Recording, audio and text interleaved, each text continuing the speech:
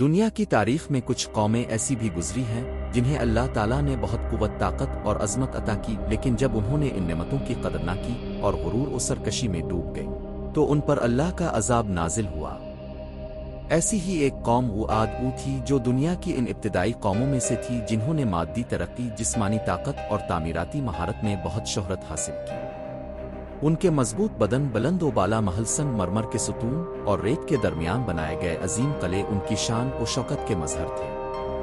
یہ قوم حضرت نوح کے بیٹے کی نسل سے تھی اور ان کے پاس زمین کی دولت اور طاقت کی کوئی کمی نہ تھی۔ ان کا علاقہ بہت زرخیز اور سرسبز تھا۔ ان کے باغات، نہریں، فصلیں اور اونچے اونچے درخت لوگوں کو حیران کر دیتے تھے۔ لیکن جیسے جیسے ان کی دنیاوی دولت بڑھتی گئی ویسے ویسے وہ اللہ کی یاد سے غافل ہوتے گئے۔ انہوں نے بھی بت پرستی کو اپنا لیا، طاقت پر غرور کرنے لگے اور اپنے نبیوں کا انکار کرنے لگے۔ انہی کی طرف اللہ تعالیٰ نے حضرت ہود کو بھیجا جو انہی کے قبیلے سے تعلق رکھتے تھے۔ وہ ان کے درمیان پیدا ہوئے، وہی زبان بولتے تھے اور ان کی زندگی سے بخوبی واقف تھے۔ وہ نہایت سچے، نیک اور سمجھدار انسان تھے۔ حضرت ہود نے اپنی قوم کو بہت نرم لہجے میں سمجھانا شروع کیا کہ اے میری قوم، اللہ کو مانو، اسی کی عبادت کرو، وہی تمہارا رب ہے، وہی تمہیں رزق دیتا ہے، وہی تمہیں پیدا کرتا ہے۔ تم ان بتوں کی پوجا کیوں کرتے ہو جو خود کچھ نہیں کر سکتے؟ یہ تمہارے باپ دادا کا طریقہ ضرور ہو سکتا ہے، لیکن سچائی وہی ہے جو اللہ نے بھیجی ہے۔ لیکن قوم عاد جو اپنی عظمت، طاقت اور تعمیرات پر نازاں تھی، اس نے حضرت ہود کی باتوں کو مذاق میں اڑا دیا۔ وہ کہتے کہ تم ہمیں ہمارے باپ دادا کے دین سے روکنا چاہتے ہو۔ تم چاہتے ہو کہ ہم ان خداؤں کو چھوڑ دیں جنہیں ہمارے آباء و اجداد نے پوجا۔ تم تو ہم جیسے انسان ہو، تمہارے پاس کوئی معجزہ نہیں، کوئی فرشتہ نہیں، اور تم ہمیں دھمکاتے ہو کہ ہم پر کوئی عذاب آئے گا۔ لاؤ وہ عذاب اگر تم سچے ہو۔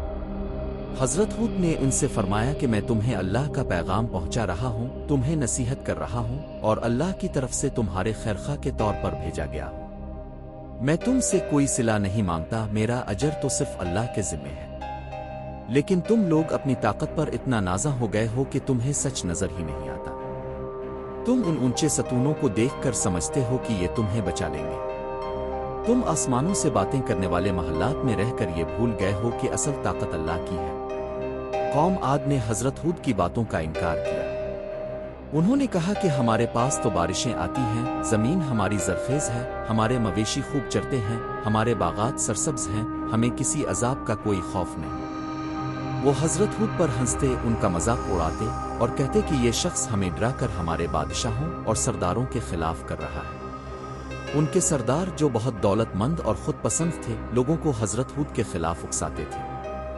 حضرت ہود نے اللہ سے فریاد کی کہ اے میرے رب، میری قوم نے میری بات نہ سنی، بلکہ وہ دن با دن اور زیادہ سرکش ہوتی جا رہی ہے۔ تب اللہ تعالیٰ نے ان پر قحط نازل کیا۔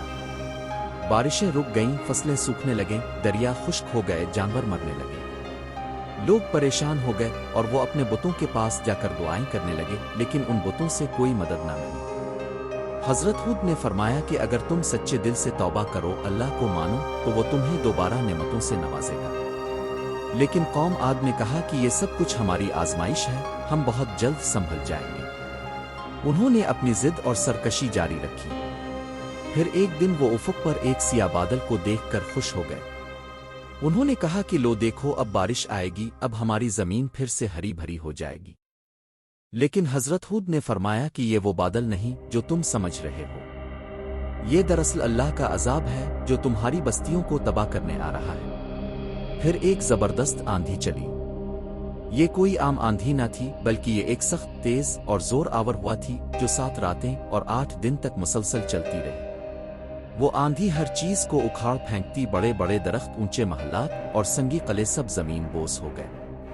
لوگ اپنے گھروں سے نکل کر میدانوں میں بھاگے، لیکن وہ آندھی انہیں زمین سے یوں اٹھاتی جیسے وہ کھجور کے کھوکھلے تنوں کی طرح ہوں، اور پھر زمین پر یوں پٹخ دیتی کہ ان کا وجود مٹ جاتا۔ کوئی مرد، عورت، بچہ یا بوڑھا اس عذاب سے بچ نہ سکا۔ حضرت ہود اور ان کے وہ ماننے والے جو ایمان لا چکے تھے اس عذاب سے محفوظ رہے۔ اللہ نے انہیں پہلے ہی حکم دے دیا تھا کہ وہ ایک محفوظ جگہ پر چلے جائیں، اور انہوں نے اللہ کے حکم پر عمل کیا۔ جب آندھی تھمی اور بستی پر مکمل خاموشی چھا گئی تو وہاں کوئی آواز باقی نہ رہی، نہ کوئی سانس، نہ کوئی ہلچل۔ وہ قوم جو دنیا کی طاقتور ترین اقوام میں شمار ہوتی تھی ایک لمحے میں خاک میں مل گئی۔